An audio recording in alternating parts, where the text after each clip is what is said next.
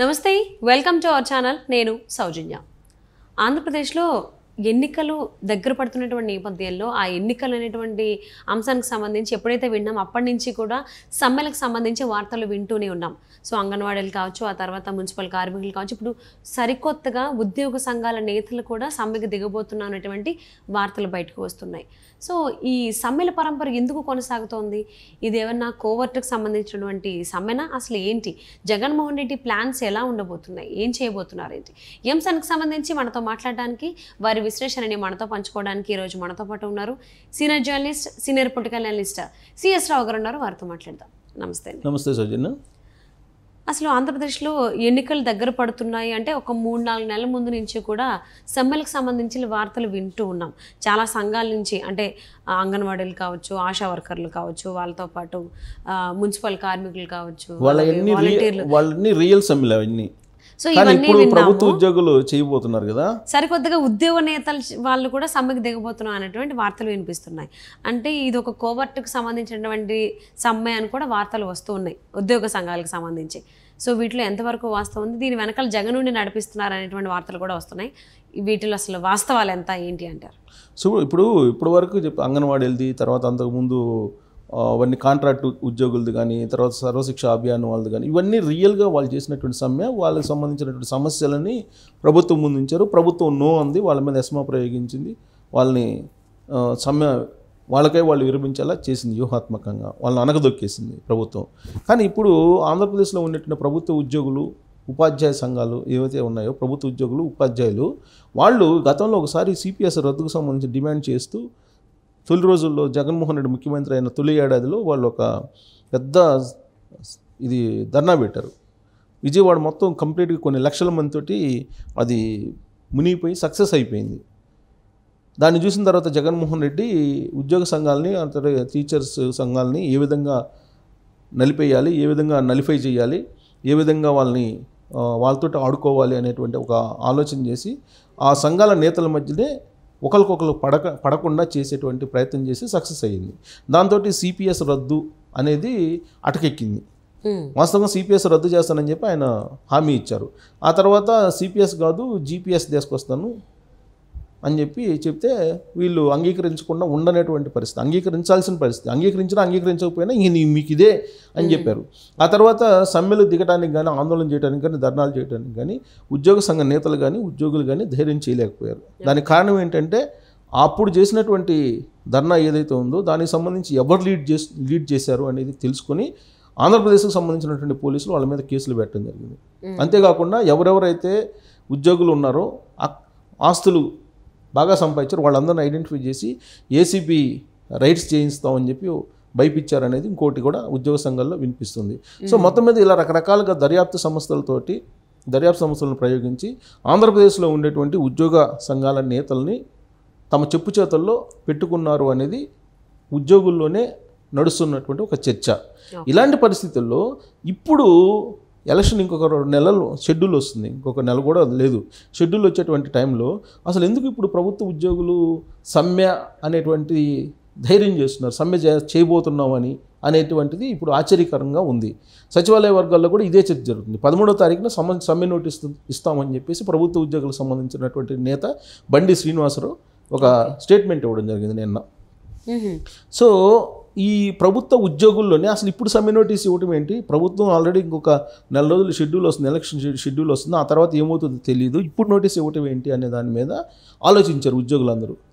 అంటే మిగతా వాళ్ళకన్నా ఉద్యోగులు కొంచెం ఆలోచన ఎక్కువగా ఉంటుంది కదా, టీచర్లకి ఉద్యోగులకి. దాన్ని ఆలోచించినటువంటి క్రమంలో అసలు ఏం జరుగుతుంది దీని వెనక అనేది ఆలోచించినటువంటి క్రమంలో ఇదంతా కూడా జగన్మోహన్ రెడ్డి ప్రభుత్వం చేస్తున్నటువంటి కోర్ట్ ఆపరేషన్ అనేటువంటి అభిప్రాయానికి కొంతమంది రావడం జరిగింది. ఏంటి ఆ కోర్ట్ ఆపరేషను అనంటే, ప్రభుత్వ ఉద్యోగులు వ్యతిరేకంగా ఉన్నారు ఆంధ్రప్రదేశ్ ప్రభుత్వానికి, 190 మంది వ్యతిరేకంగా ఉన్నారనేది సర్వేల యొక్క సారాంశం. అలాగే టీచర్లు 190 మంది వ్యతిరేకంగా ఉన్నారనేది సారాంశం. సో ప్రభుత్వ ఉద్యోగులు ఎవరైతే ఉన్నారో 10 నుంచి 15 లక్షల మంది ఎవరైతే ఉన్నారో వాళ్ళ ఫ్యామిలీస్ కానీ దాదాపు 20 లక్షల మంది ఓటర్స్, ఒక 5 లక్షలు అనుకూలంగా ఉన్న 15 లక్షల మంది వ్యతిరేకంగా ఉన్నారు అనేది ప్రభుత్వానికి బాగా తెలుసు. సర్వేల యొక్క సారాంశం కూడా అదే. సో ఇప్పుడు ఉద్యోగులు తమ వైపు తిప్పుకోవాలి అని అంటే ఏం చేయాలి అనే దాని మీద ప్రభుత్వం ఆలోచించి సమ్మె చేపిస్తుంది, సమ్మె నోటీస్ ఇప్పించి సమ్మె చేయించి అప్పుడు మళ్ళీ చర్చలకు పిలిచిన తర్వాత కొన్ని హామీలు ఇవ్వాలని ఆల్రెడీ ఇప్పటికే ప్రభుత్వం నిర్ణయించుకుంది కొన్ని ఇవ్వాలని. ఏమేమి ఇవ్వాలని? ఐఆర్ ఇవ్వాలని నిర్ణయించుకుంది. తర్వాత పెన్షనర్కి సంబంధించి ఆ కాంట్రిబ్యూటరీ పెన్షన్ ఏదో ఉంది, అది ఇవ్వాలని నిర్ణయించుకుంది. ఇట్లా 1-2 అంశాలు, ఒక డిఏ ఇవ్వాలనేది ఏదో ఒకటి నిర్ణయం తీసుకుంది. ఆల్రెడీ క్యాబినెట్లో పెట్టాలి అని చెప్పి అనుకున్నారు. మొన్న జరిగినటువంటి క్యాబినెట్లో పెట్టాలనుకున్నారు. కానీ ఈ అంశాలు ప్రకటిస్తే కనుక వాళ్ళు ఇప్పుడు భయపడిపోయి ప్రకటించారని చెప్పి అనుకుంటారని వీళ్ళ చేతనే సమ్మె చేయించి, ఆ సమ్మె స్టార్ట్ అయిన తర్వాత చర్చలకి పిలిపించి వీటిని అనౌన్స్ చేస్తే కనుక పాజిటివ్ వస్తుంది ఉద్యోగుల నుంచి అనేటువంటి ఒక కోర్ట్ ఆపరేషన్ జగన్మోహన్ రెడ్డి ప్రభుత్వం చేసింది అనేది ఇప్పుడు సచివాలయ వర్గాల్లో ఉండేటువంటి కీ ఎంప్లాయీస్ ఎవరైతే ఉన్నారో వాళ్ళందరిలో చర్చ జరుగుతుంది. సో దాంట్లో భాగంగా ఈ బండి శ్రీనివాసరావు అనే అతను ముందుకు వచ్చారు. ఈ బండి శ్రీనివాసరావు అనే అతను జగన్మోహన్ రెడ్డికి ఒత్తాసు పలుకుతున్నారు అనేది చాలా కాలంగా సచివాలయ వర్గంలో వినిపిస్తూ ఉంది. సో అంటే జగన్మోహన్ రెడ్డి నుంచి ప్రభుత్వ ఉద్యోగులు అంతా కాకుండా ఈ బండి శ్రీనివాసు, బొప్పరాజు వెంకటేశ్వర్లు వీళ్ళు ప్రభుత్వ ఉద్యోగులకు సంబంధించినటువంటి నేతలుగా చాలామంది అవుతున్నారు. ఇంకొకళ్ళు సూర్యనారాయణ అనే అతను, ఇంకొక అతను, ఇలా వీళ్ళు కీ లీడర్స్, రాష్ట్ర వ్యాప్తంగా ఉన్నటువంటి ప్రభుత్వ ఉద్యోగులు, టీచర్లకు సంబంధించినటువంటి కీ లీడర్స్ వీళ్ళు. సో వీళ్ళు గతంలో జేఏసీగా ఏర్పడి సిపిఎస్ రద్దుకు సంబంధించినటువంటి ధర్నాని, చలో విజయవాడ కార్యక్రమాన్ని సక్సెస్ చేశారు. సక్సెస్ చేసిన తర్వాత ప్రభుత్వ ఉద్యోగులకి జీతాలు సరిగ్గా ఇవ్వట్లేదు, కరెక్ట్గా డేట్స్కి ఇవ్వట్లేదు, ఎప్పుడో ఒకసారి ఇస్తున్నారని చెప్పేసి అని మనం వార్తలు వింటూనే ఉన్నాం. సో అంటే ఇక్కడ ఈ నేతలు ఎవరైతే ఉన్నారో జగన్మోహన్ రెడ్డికి దగ్గరగా అనుకూలంగా మాట్లాడుతున్న వాళ్ళకి మాత్రమే రద్దు చేకూరుతుంది. కాదు. ఇక్కడ ఈ విషయం ఏంటంటే బండి శ్రీనివాసరావు అనే అతను జగన్మోహన్ రెడ్డి పక్షంగా ఉంటాడు. అలాగే బొప్పరాజు వెంకటేశ్వర అనే అతను జగన్మోహన్ రెడ్డికి ఆయన పక్షంగా ఉంటారు. సూర్యనారాయణ అనే అతను వ్యతిరేకిస్తున్నారు. ఆ రోజున సిపిఎస్ రద్దు ధర్నా చేసినప్పుడు, చలో విజయవాడ చేసిన సక్సెస్ అయినప్పుడు వీళ్ళ ముగ్గురులో చీలికి తేవాలని చెప్పి వీళ్ళ ముగ్గురులో చీలికి తీసుకొచ్చి సూర్యనారాయణ మీద వీళ్ళ చేతనే కంప్లైంట్ చేయించాడు. బండి శ్రీనివాసరావు అనే అతని చేతనే కంప్లైంట్ చేశారు, అక్రమాస్తులు ఉన్నాయి అని. సో అక్రమాస్తులను పిలిచి ఆ సూర్యనారాయణ మీద కేసు పెట్టారు. ఆ సూర్యనారాయణ కొన్ని రోజులు పరారులో ఉన్నారు. ఆ తర్వాత ఆయన అరెస్ట్ చేయాలని చూశారు. ఆయన ఉద్యోగం ఓడబీకారు. ఇవన్నీ చాలా జరిగినాయి. ప్రభుత్వం చాలా ఆయన వేటాడింది సూర్యనారాయణ అనే అతన్ని.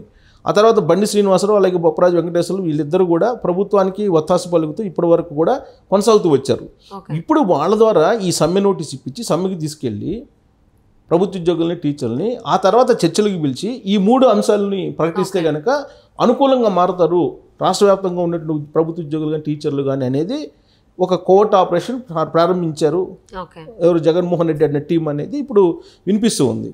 సో ఈ క్రమంలో ఇది ఎంతవరకు సక్సెస్ అవుతుంది అంటే సమ్మె నోటీస్ అయితే 11వ తారీఖు ఇవ్వబోతున్నారు. ఈలోపు అసలు ఉద్యోగులు, టీచర్లు తెలుసుకున్నారు అసలు ఏంటి దీని వెనకున్నటువంటి కోవర్ట్ ఆపరేషన్ ఏంటి అనేది తెలుసుకున్నారు. అయినప్పటికీ కూడా ఈ 2 వర్గాలుగా ఉన్నారు కాబట్టి ఉద్యోగ సంఘాల నేతలు దాన్ని ఆసరాగా చేసుకుని జగన్మోహన్ రెడ్డి ప్రభుత్వం ఒక ప్రయత్నం అయితే చేస్తుంది. వ్యతిరేకంగా ఉన్నారు కాబట్టి తను అనుకూలంగా మలుచుకోవాలని చెప్పి. సో ఆ ప్రయత్నంలో ఇప్పుడు కోవర్ట్గా బండి శ్రీనివాసరావు మారాడు అనేది ఇప్పుడు సచివాలయ వర్గాల్లో జరుగుతున్నటువంటి పెద్ద చర్చ.